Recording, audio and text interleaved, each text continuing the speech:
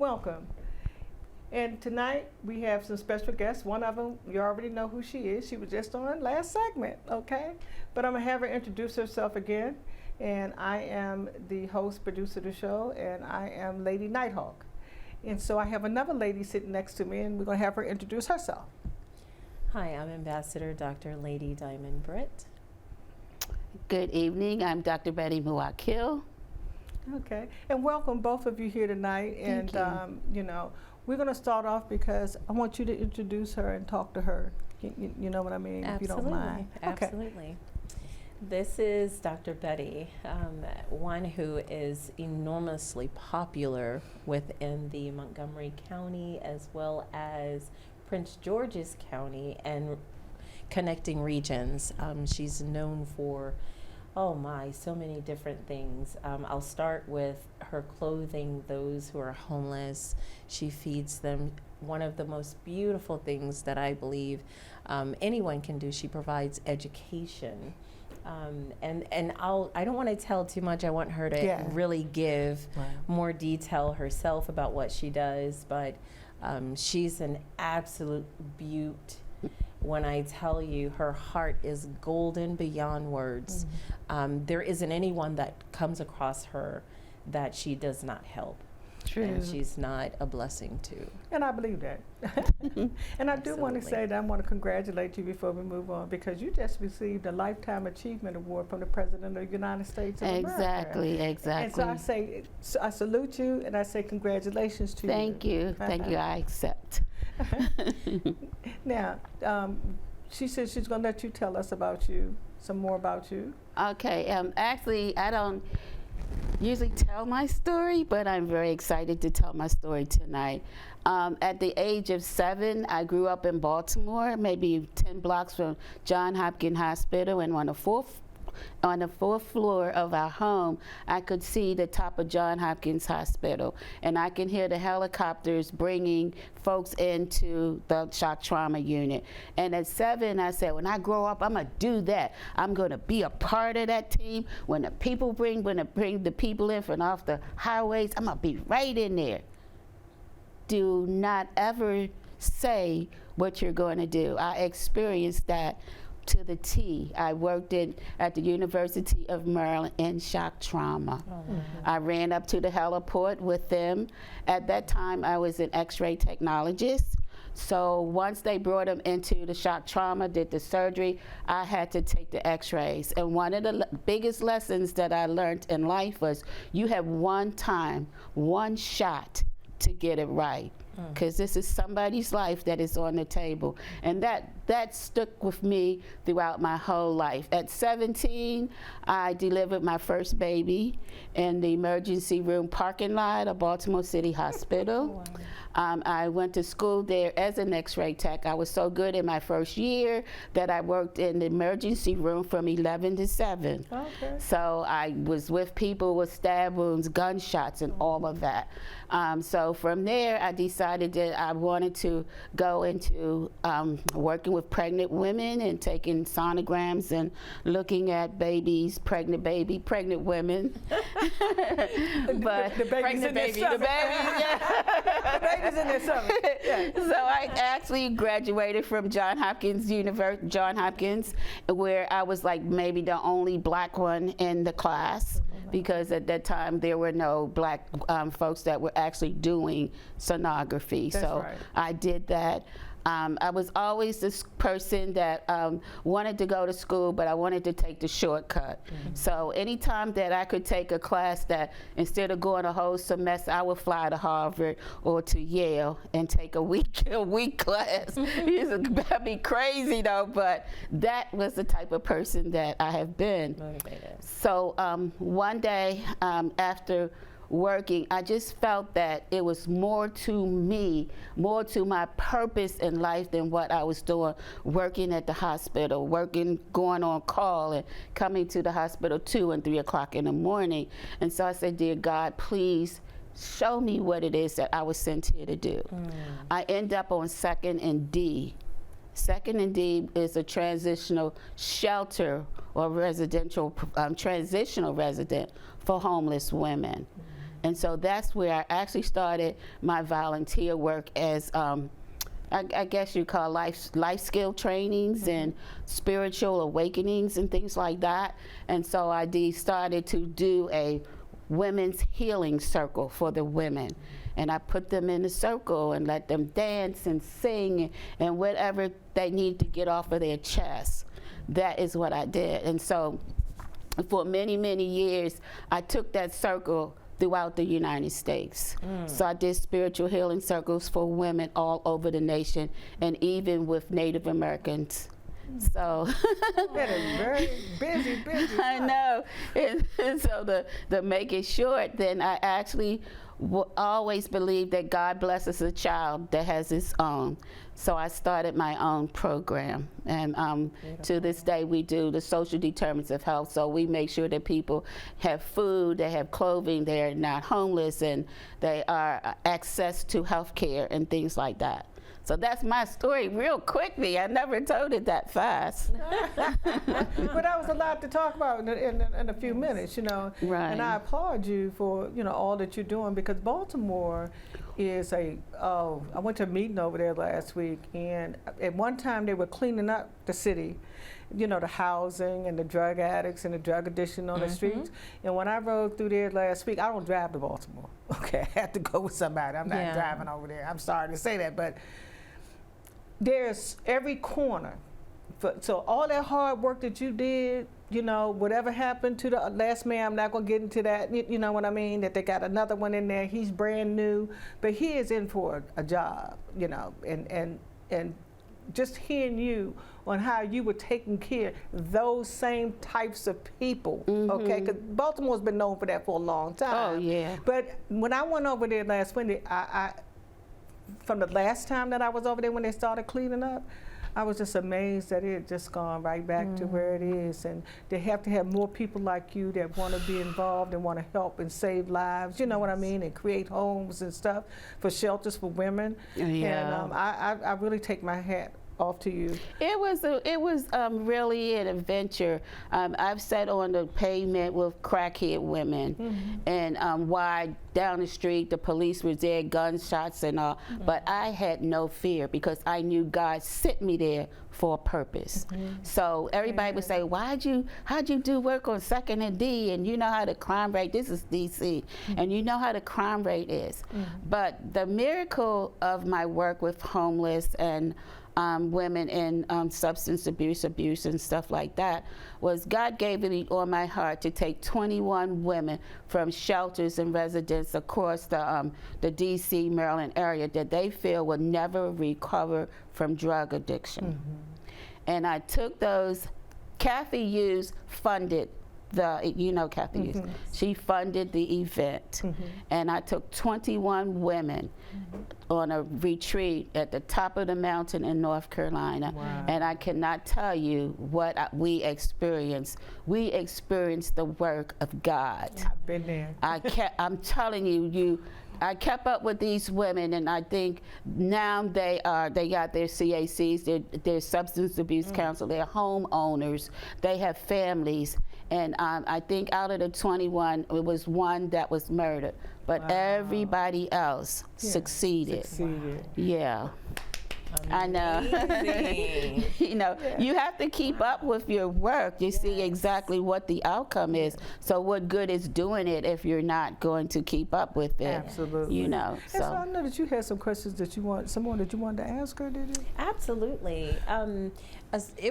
Because she's done so much, it's hard to kind of put it in such a compacted time.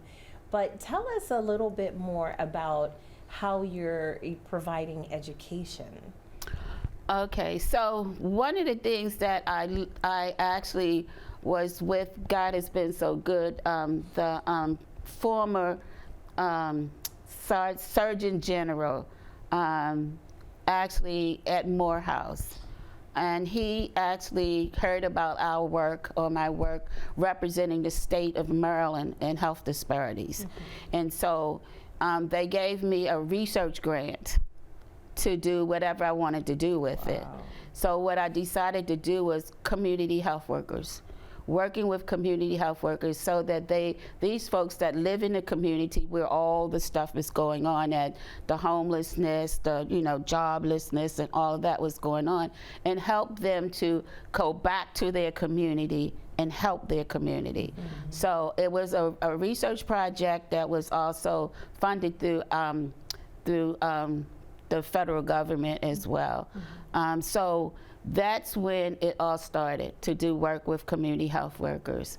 So today, my community health workers program is funded through the federal government. It is certified through the Commission of Higher Education, wherein I can train veterans to become community health workers as well. Amen. And how long have you been doing this? 14 years for community health workers. And how did you, with this community health work, how did you now get involved with helping veterans to provide them with education? Because that's vital, right? Our veterans are not receiving everything that they should at this present time, right? And with their sacrifice. Tell us a little bit about that journey. Well, that was unique in its own aspect, thanks to Dr. Britt.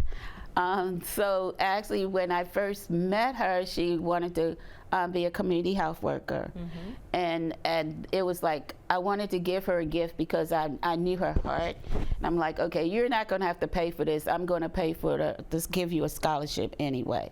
And so I said, but in return, you have to help me to be able to train veterans as a community health worker. Next thing I know, Dr. Brent got me calling people and talking to people in California, people in North Carolina, people in Philadelphia. You got the right person yet, Dr. Bettye? No, not yet. Okay, I'm going back, let me know. So finally, she got me to the right person. And so that person helped me to get the Higher Education Commission and to go through the Veterans Administration and Department of Labor also, to be able to train veterans as community health workers. That is just fantastic, Really, it really truly is amazing. And you said 14 years, she'll tell you later on that everybody, really just 12. Wait, so because when we start talking about what we're doing, how long we're doing, then people start counting, and be trying to figure out how old you are. That's why I don't tell people how old I am. But you've been out there in the field. You look like you have toured, but you look like a young woman. Thank you. I mean, I'm serious. God's been good. And I mean that from the bottom of my heart, that you look like a young woman, and you would not have thought that you had did all those things that you said. And that's not even all of them. That's just still some of them. I said. But one of the things that is so interesting to me is that what you ask God for, be ready for manifestation. That's the biggest thing, because all of the success I had it not been for my family, had it not been for friends, people who support and have a collective vision, it would never happen. So the award that I received the other day was not just mine. It was for everybody who walked that life circle with me during that period of time. So I honored them, and I'd never forget the bridges that bring me across, not ever. I think that, I just want to say, that's probably why God brought us all together, because we sound like we all had the same type of journey, and He knows what He's doing. You know what I mean? And I salute Dr. Britt, because you've done a lot, and you help bringing people together. Like you said, it's not our journey. It's the journey that we have people that have come along the way with us. Exactly. Tell us, what is the name of your business? The name of our organization is Access to Holistic and Productive Living. And how, for the audience's sake, how is anyone to get in contact with your organization? Well, we have a beautiful website. We just expanded our marketing marketing division. So the website is beautiful, and it's it's Access to Holistic and Productive Living. That is the name of the organization. If you Google that, it'll take you right to it. Is that a .com, .org?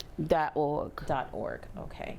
Did Dr. Britt do it for you? Because she does fantastic work. No. Okay, I mean, her work is fantastic, what she does. So I'm not going to, I just want to say that, okay? I'm sorry, but you ought to see some of this.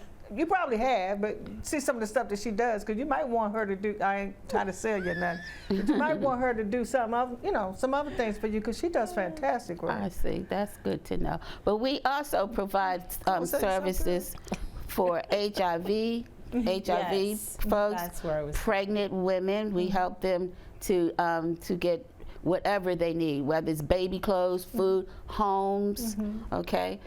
We also work with the elderly in helping them to get whatever they need as well. We do work on the Eastern Shore throughout the state of Maryland. And then we also work with hypertension, cardiovascular problems. So we do, across the board, we do a lot of the health disparities. Oh, it is such a wonderful thing to know that we have Black females that are out here that are in the forefront of making things happen, for people. Because, a long time ago, they didn't want to acknowledge us, or they didn't want us to be a part I know of it. that? I've been there. I've been right there where you are. Dr. Britt, Yes. she did mention about these housings. Yes. Okay. Yes. So that was a good segue for me to turn around and say it to you. How are you helping her with the housing? It was because of the education portion. It was Dr. Bettye that actually helped me, as she stated, to become a community health worker. I Okay. knew that during COVID, there was a call from the public to now say, will you step up and help out? And for me, of course, being in humanitarianism, that was important for me. So I now reached out through a mutual friend that we had, and that's how we got in contact, through the education. And I began to tell her about the housing that we at Eden Estates built, international, how we are building homes for homeless veterans and for civilians as well. And since we've talked then, I mean, it's been a journey, but since then, we've even expanded far beyond when we first started just 2 years ago. Because it was 2 years ago when we first started the journey. And with the housing now, like I said on our last segment, our housing is being patented. It's specialized for individuals with abilities. And so with Holistic, we want to make sure that we stay connected in that wise, because there are so many individuals that she assists that still need housing, as she explained. And beyond the housing, there's a lot of areas where we overlap, like with clothing, for example. The clothing that we have, we work with veteran organizations that have warehouses full of clothing that we give away, right? We'll have a day, if they're a veteran or if they're in the family of a veteran, they can come. We're talking about everything is laid on a different table. There's probably 5 to 6 tables that are just shirts, and then there's ones that are just pants. Then we have things that are hung up that are suits. That all these things have been dry cleaned, okay? And then aside from those things, we have, you name any type of attire except for the undergarments. Everything else, if anybody says that they need clothing, we have a way of making sure that they have it. Whether if it's through me, through Dr. Bettye, that's how we begin to start working together. So where there's housing, we can help, and we extend that service to her to say, whatever you need from us, she knows that it's available to her and to those who are in need.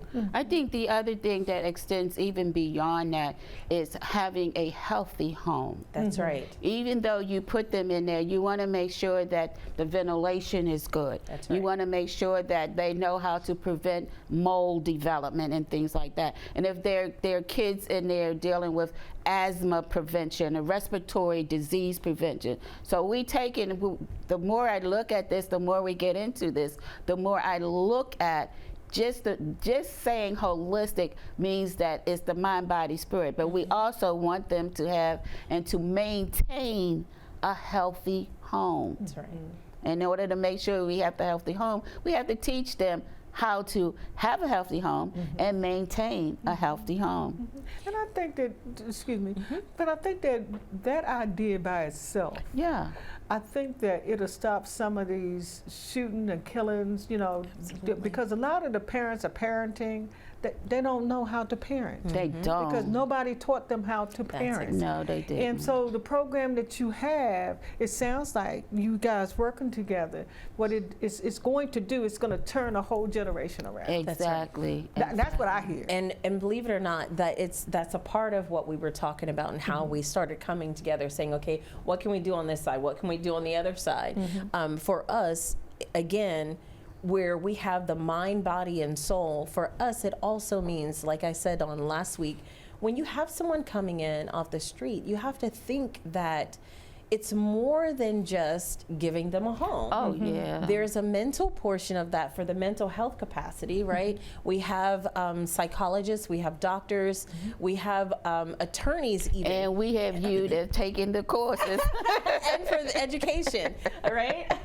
But we also, you know, we also have now, we just extended our unit to in case of someone who has a criminal background, right? This is an important one. We didn't talk about this on last week, but we also have a part of a new department that now expunges records.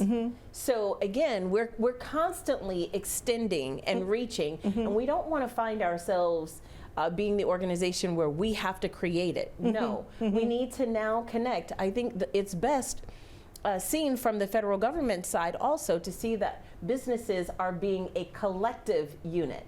So it's not for Eden Estates to go out now, let me go ahead and start this new department. No, it's for me to extend a hand to an organization that is already working within that capacity and say, how can we work together? Right. That's how you're going to build your community. That's how you're going to keep things better. I remember when we were business liaisons for the government through the Obama administration, and they had us knocking on the doors of various people, and we would ask them, what would you like to see happen in your community? That's where all of these various shopping centers began to pop up. If you notice, we started having a lot of shopping centers, playgrounds, things that people wanted to see in their neighborhoods that they would not ordinarily see in their neighborhood. They began to see those things because, again, if you really want your neighborhoods to build, you're going to have to build that neighborhood and keep the funds that are within those homes within that neighborhood, within that region.